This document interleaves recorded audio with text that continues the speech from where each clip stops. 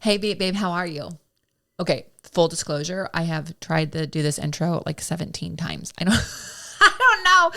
don't know why it's taking. Normally, I'm a one take wonder, and it's a big joke if I don't do it in one take. It does take 17 takes, and I share that with you because it's not about being perfect. Those other 16 takes were actually not imperfect or bad. A couple times the water turned on. Another time I dropped something. I sneezed on one, and 3 of them I didn't even hit record. So it's okay to be imperfect. In fact, it's better. It's way more fun.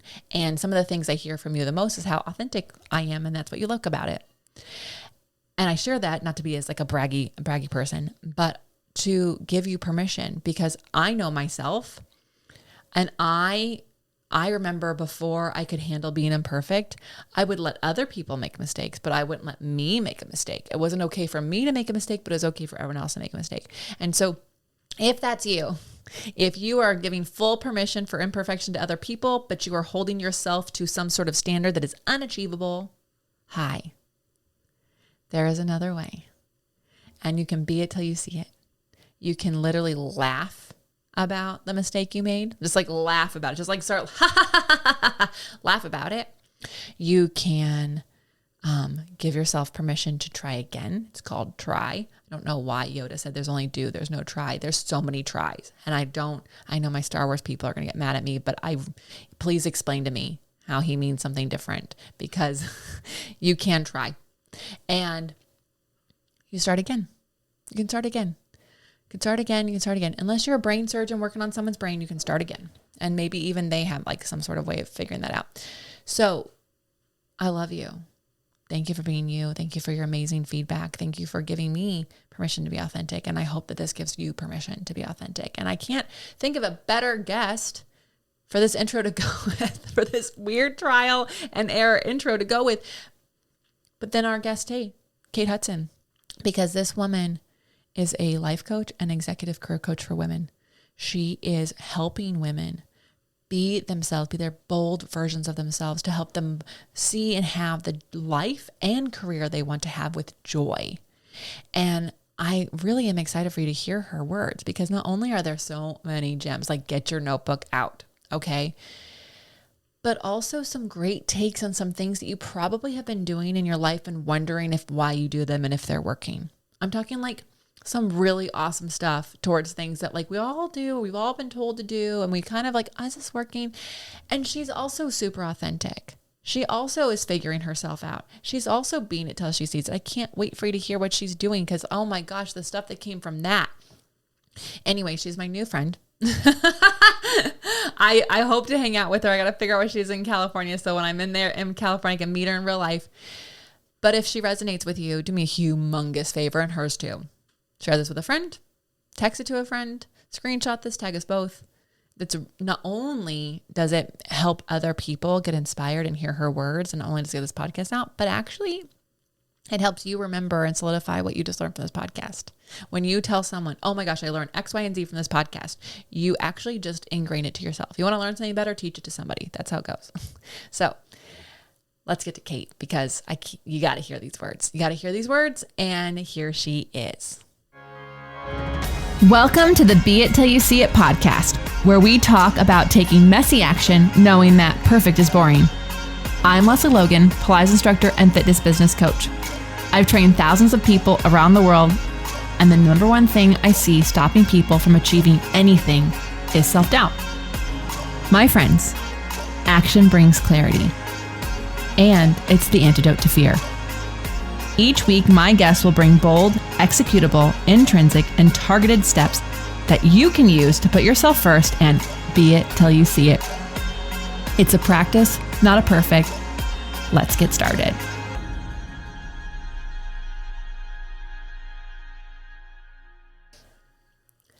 All right, Be It Babe. I am really excited because I found this guest and I was like, this girl is being it till she sees it. Like I'm sure she did. And in fact, she has so many be it moments, ways that she acted as if before like to get to where she is right now. And I can't wait to have her share her stories, but also how she did it. Because I know so many of you are like, yes, I can do it, but maybe not. And then you kind of fall back in the wayside. So Kate Hutson is here. I'm so excited. Can you tell everyone who you are and what you're up to these days? Yeah, thanks so much for having me, Lesley. I'm Kate Hutson. I'm an executive life coach and owner of Shattered Glass Coaching.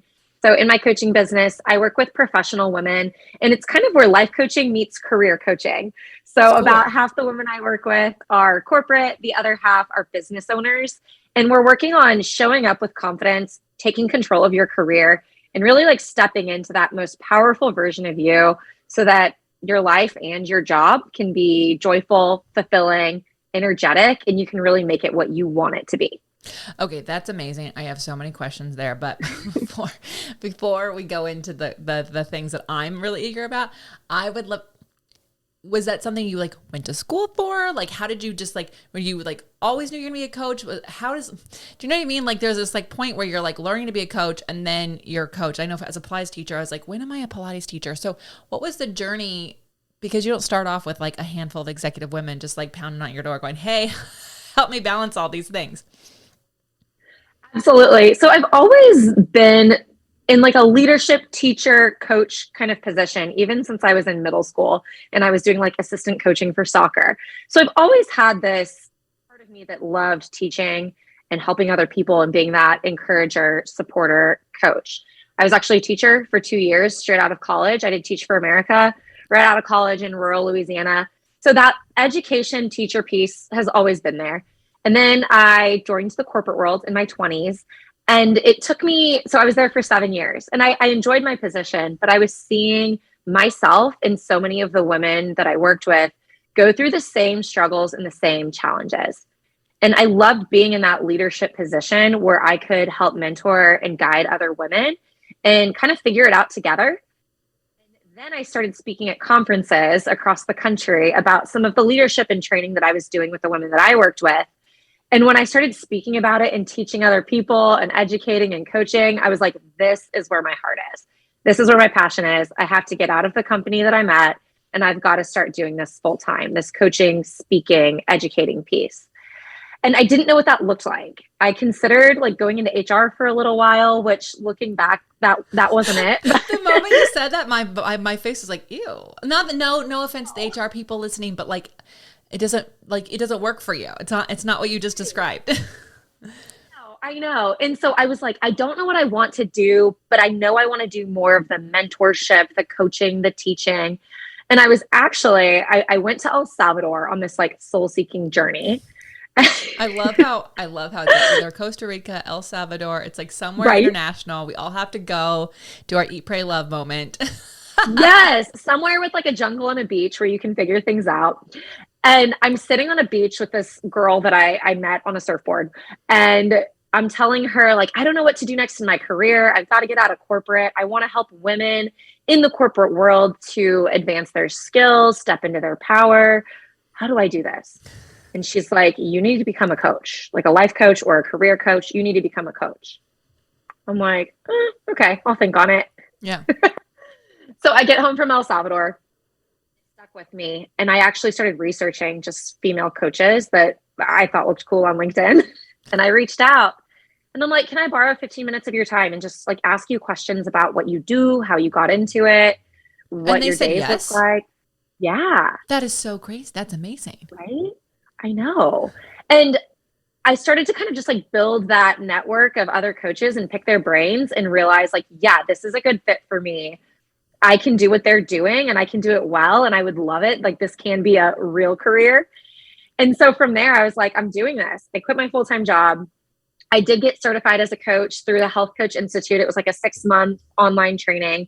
And immediately after completing the training, I launched my business online and the rest is history.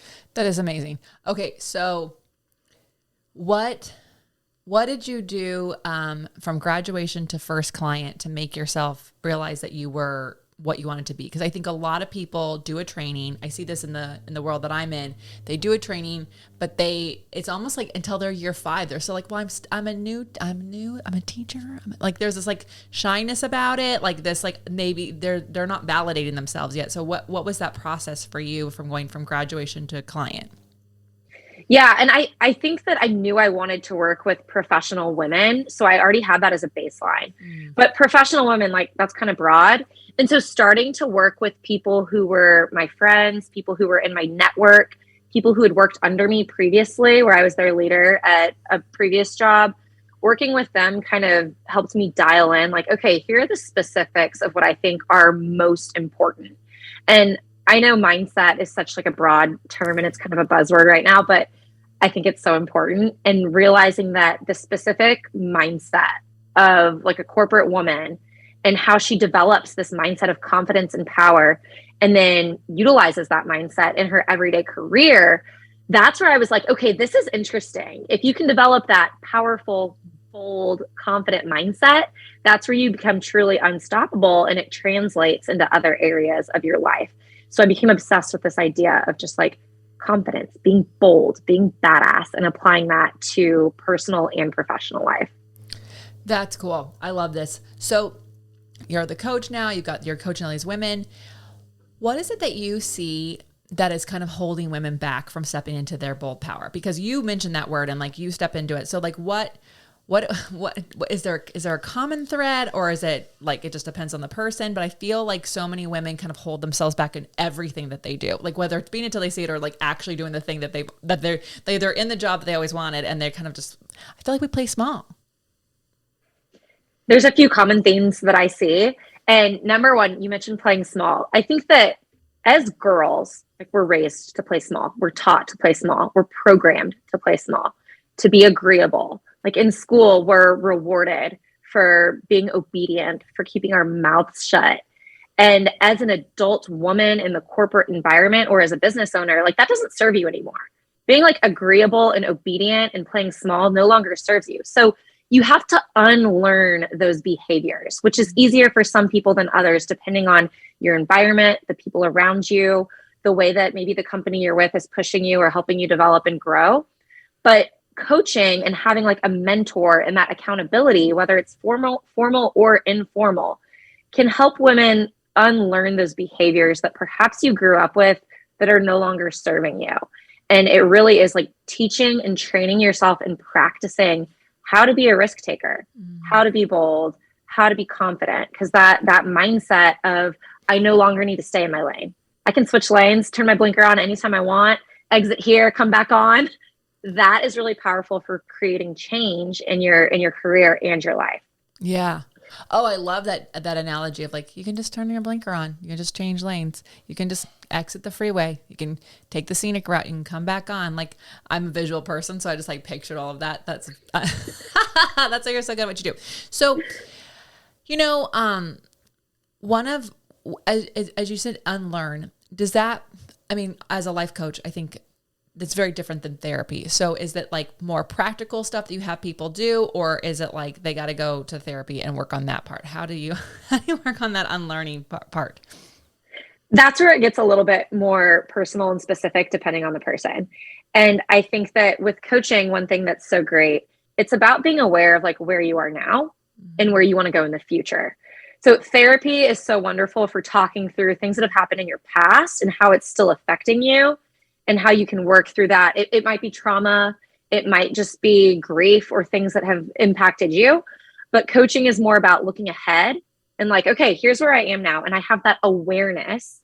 And now what can I do with it?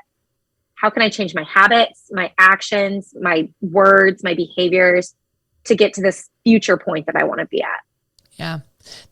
Thank you for explaining that, because I understand the difference between the therapy and the life coaching, but sometimes like Brad will listen to this and sometimes he's like, what is this life coaching thing? What is it? Right. And like, that's the best explanation I've ever heard of like the difference between the two. Cause I think it can get really muddy and people get a little confused. So if you're listening to this and you're wanting to work on the future, that you need a life coach. And if you need to work on your stuff, find a therapist. Okay. You mentioned habits and mindset and things like that. What are with these women that you specifically coach, like what are some of the habits that you are having them focus on, or what are you seeing that they should be thinking about as far as habits go?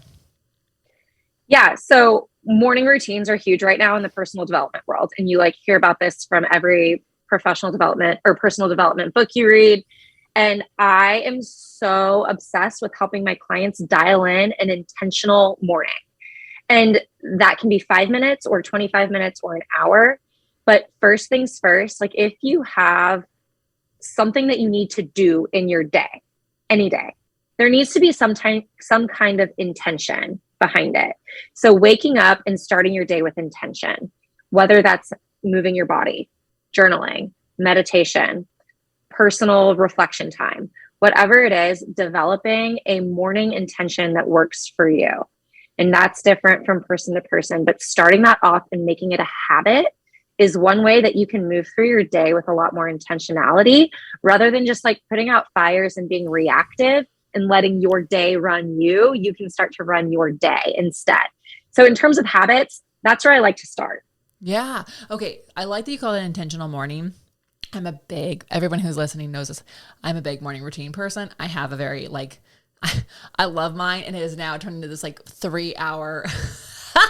Your skincare, right? You have your skincare. Oh yeah, I do that. I have, the morning routine, starts the night before, really. So it starts with the nighttime routine. But I have this morning walk that somehow just keeps getting longer. And then depending on the day, there's, other parts to it, but and then there's the time that I also put on the air purifier. There's a whole thing, but I don't think I've ever used the word intentional morning. And the reason I do that is when I don't have my intentional morning, it really does set me up in this reactive state. And specifically while we're talking, this is in the past when you're listening to this, everyone, I was on my walk, but I was totally breaking all of my rules of my morning routine. I was texting people. I was checking my work email. And of course, at 8:00, I see something that's wrong in the business. And I had a complete reaction mode. And I was like, we have to start this morning over. We have to start over because I really did not set myself up for how I like my days to go. Exactly. I totally hear you. I noticed a few weeks ago, I was getting the Sunday scaries really bad, which is pretty unlike me. Usually I'm in a good state over the weekend, but I was noticing that I was feeling a little bit more anxious than usual on Sundays. And I realized it was because on Sundays I was abandoning what I would call is my typical morning routine. I'm a big journaler. That's how I set my intention for the day. I wasn't journaling on Sundays. I'm sleeping in, coffee in bed, doing something different, just letting the lazy Sunday get to me. Yeah. And I'm if I would just journal and set that morning intention, then I probably could avoid some of this anxious feeling that I'm having and feel like I'm more set up for a more joyful day. Yeah. And so I actually incorporated the journaling back into my Sunday, and I'm okay, that was it. All I needed to do was be intentional about it and not abandon the things that keep me centered and grounded. Yeah. So, and I know from many of the listeners who have reached out, they're like, but what do I journal? And I'm personally a morning pages kind of person because I'm a perfectionist overachiever in recovery. And so it's if you don't know the story, my therapist is like, do you have a journal? And I said, I do. And this is a couple of years ago. And she's like, okay. She's like, well, I want you to journal every morning. And I was like, okay, no problem. And then next week go by. I'm like, so what am I supposed to journal? I know. I was like, what? Do I do gratitudes? She's like, oh my gosh, just brain dump. That's all I want you to do. And it's kind of crazy how amazing that is. But I know some people have they have questions that they ask themselves. What is, for the person who doesn't like my morning pages, what other journaling prompts can you be doing? Yeah. And my journal is all over the place. Every day it's something different, but as a square one for somebody who's just getting into journaling, you can simply write, what do you want your day to look like and feel like? What emotions do you want to feel that day? And then what do you need to do throughout the day to create those emotions? So if you want to feel joyful, if you want to feel energetic, if you want to feel confident, write about how you want to feel and what you can do that day to set yourself up to feel like that. I'm borrowing And this. that way, yeah, go for it. And that way you're stating your intention of the day and being proactive, not just about what's happening and what you're accomplishing, but how you want to feel. And if you can do that in advance, then again, you're not just being reactive and putting out fires, you're setting yourself up for success. I'm also big into gratitudes as well. But sometimes, and I actually had one of my coaches who told me this, sometimes, on the other hand, if I'm like waking up and I'm in a really negative headspace for some reason, I'm tired, I'm upset, I'm frustrated about something, one thing I'll do is get all the negative emotions out on paper. And it's a bit of a brain dump, but it's like a fire on the page brain dump. And then I'll actually just rip it out of my journal and like throw it away. I've flushed it down the toilet before. And that is so liberating to just like get those negative thoughts down on paper and then flush them. I'm like, goodbye. You're not staying with me today. And I use that as a tool sometimes. So you can use journaling however you need to. Whatever you wake up at, like whatever headspace you wake up in, your journal is there as a tool for you and you can use it accordingly. Oh, I love that permission. Thank you so much for that. And I think that's a really good idea. I know somebody told me that they burn their morning pages and I was like, wow. I was doing something the other day. I was trying to burn my sage and Brad was watching me. He's like, oh my God, are you going to burn the house down? And I was like, no, I think I'm okay. He's like, no, you did not play with fire as a child. You have no idea what you're doing. And of course I look around the house and it's just like smoke everywhere. So I need to be supervised on the flames, but I like the idea of like ripping it out and getting rid of it. So you're not carrying it with you. I think that's really great. I also just gave like me 17 new things to try out on my intentional morning. So I would love to know, because you mentioned you have a coach, you're a life coach. I think a lot of people, would probably put you up on some sort of pedestal that like life is so good for you. It's super, super easy. You've got it all figured out. Because I know we're all imperfect people and we're all in process. What are you currently like working on and being it till you see it in this moment? Like what's something that you're focusing on in your career and your life? Like you, I'm also a recovering like perfectionist, people pleaser, getting over all of that. And right now I'm in what I'm calling my no filter era. And I used to be like this person that wanted to come across as like shiny and pretty and perfect to everybody. And I'm working with my coach to let go of that. And I can be quite blunt when I want to be, and usually with my friends and family. And I'm working on just like letting that blunt side come across in an authentic way that's kind and is in alignment with my mission and what I want to do, but in a way that's genuine and is like who I am and not trying to please people and saying no to people or things on my schedule, in my life, in my relationships that like aren't in alignment with where I want to go. And it's hard. It's so hard, especially when you've been saying, I've been a yes girl forever. And now I'm in my unfiltered era. saying no. Saying no. Yeah. That's okay. So, and maybe you're still working on this. Because I love no. I tell people, I'm like, you can say, because you can always change your mind. You can always go, you know what? Actually, my schedule reopened. Is it still available? If it's not, then it wasn't for you. Because I've been saying forever, and I really thought I heard it from someone else, but I looked it up, and as far as I can tell, I said it first. But if I'm wrong, people let me know. But it's like whatever's for you will not pass you. And so when you say no, and then you're like, oh, maybe I should have said yes. If it is for you, it won't pass you. Like it's going to come back around. And it's really insane. This one opportunity, I had to pick from two things. One that I really loved. The other one I loved and it paid. And I was like, oh, do I want to do the thing I really love or the thing that I love and it pays? And I was like, I kind of actually need to get paid for what I do. So I'm going to choose that one. And I was like, oh, I can't believe I'm going to like miss it. And it was 2020. So I had got to do both things online. Oh my gosh. How crazy, because the way it worked out, like I had to do it from my house. So I was able to go, hey, you know what? I actually can do both things. I'm only teaching at this thing on these times. I can teach at your thing on these times. And I have to do both. And so it's like, be careful what you wish for. It was meant for you. It was totally meant for me. And I'm so sorry for the pandemic. No, I'm kidding. I did not cause it. But I use that as a thing. So I love that you're saying no.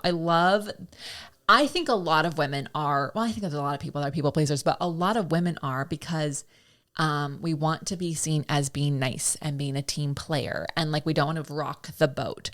We don't want anyone to think that we're, mean or anything like that. What are you doing to like not people please? Like, is there something you tell yourself? Is there something that you do? Like, do you have a pep talk to yourself? What is it? Because I know I got a lot of people pleasers listening. Okay. So number one is I've learned to realize that when I'm saying no to something, I'm actually saying yes to something else. So if I think about like, okay, a year ago, I was like itching to get out there, things, I live in California, things were opening back up. I wanted to be social. I wanted to just like hang out with my friends all the time.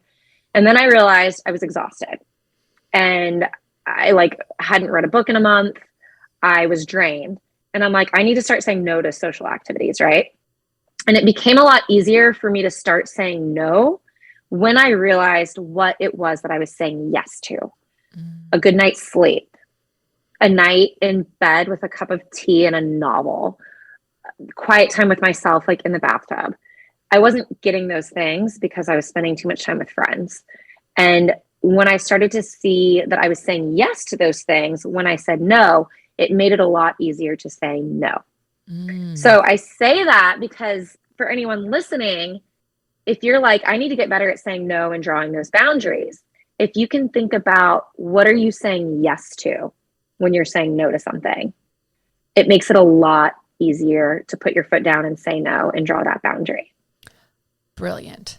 So brilliant. Such a great thing for anyone, whether you think you're a people pleaser or not, like just any, and you may have to, like, I know for myself, I had to put in my calendar some of those things that I wanted to be doing so that when I was asked like, hey, can you go to dinner? I could see it says, read a book, walk the dogs, like have those things in there until it becomes so ingrained in you. You don't have to be reminded of the yes things, that might, for those of you who need a little bit extra help, that's what really helped me. Cause I was like, oh, I'm going to have to, when am I going to read that book? And when am I going to walk the dog? Who's going to walk these dogs? Because they're not going to sleep if they're not walked.